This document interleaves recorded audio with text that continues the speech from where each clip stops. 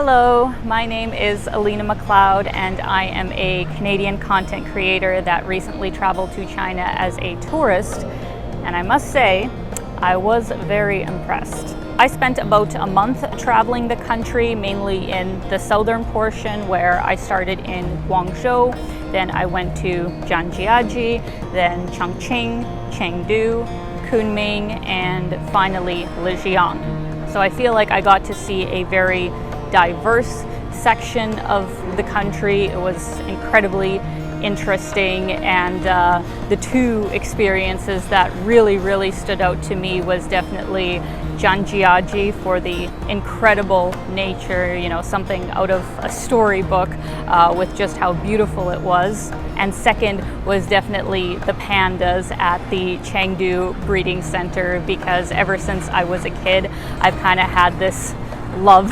obsession for pandas, and I had never seen them in real life, so it was just such a special experience to not only see them in real life but also see so many of them and be so close up in person. So it was just such a cool experience. China was substantially more modern than I was expecting. I think as soon as I arrived at Guangzhou airport, I was like, wow, this is definitely not what I expected, and there was a sort of culture shock, you could say. I think what was most impressive was probably the transport system as a whole, but especially the high-speed trains and how extensive the network is in China, like how efficient and clean they are. It was just so cool to be able to get around the country so quickly by train. And then the other thing that I really liked was also being able to order your food from your seat. I didn't know that when I first started traveling on the train, but I think it's such a cool idea that you can just scan a QR code and order whatever kind of food you want. They bring it directly to you. I wish more countries would actually implement that system because it's a really good idea. There definitely was some issues with the language barrier, I think, especially with the destinations that I chose because they aren't super popular with foreign tourists, at least yet. If I had gone to Beijing and Shanghai, I think I probably would have come across more people that spoke English, but in the areas of China that I went to, I really did have to rely on a translator app to communicate with locals. But overall, it worked. It was fine. And I think if I do visit China again, I would like to learn some Mandarin myself and be able to have a little conversation with locals, but I will say that it is a very challenging language. It was a very unique experience to use the digital payment methods that they have in China, like Alipay and WeChat. In most of my travels, I usually use just credit cards, but overall, I found it fairly user-friendly. Especially Alipay, that was my preferred one because I found their English translation to actually be quite good.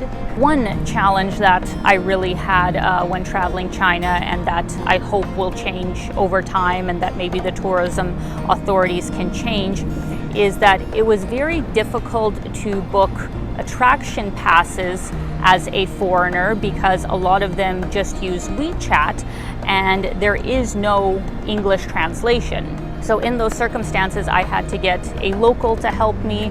Like for the Chengdu Panda Breeding Center, I had to have somebody else book it for me. And also the Lijiang Dragon Snow Mountain, I wasn't able to book it myself. So if they could have an English translation, or if they had a website that tourists could easily book on, I think that would just make things a lot more user-friendly.